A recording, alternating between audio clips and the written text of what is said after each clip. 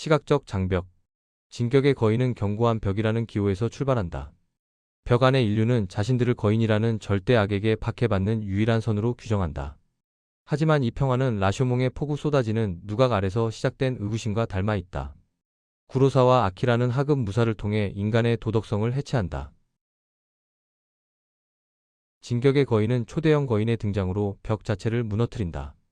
벽이 무너지는 순간 우리는 깨닫는다. 그것은 보호막이 아니라 인식을 제한하는 시각적 장벽이었음을. 보편적 공의.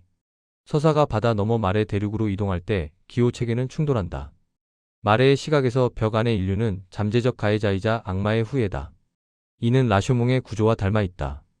도적 타조마루, 사무라이의 아내, 그리고 망자의 증언. 각자는 자신의 정당성을 위해 진실을 왜곡시킨다. 벽 안의 자유와 벽 밖의 생존 역시 어느 쪽도 보편적 공의를 차지하지 못한다.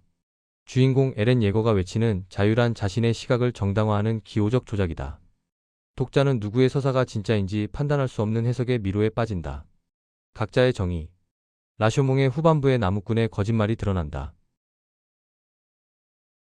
진격의 거인은 땅울림이라는 대량 학살을 통해 모든 이데올로기의 허상을 폭로한다.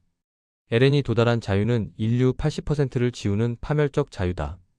이 작품이 라쇼몽을 닮은 이유는 진실의 상대성을 말하기 때문이 아니다.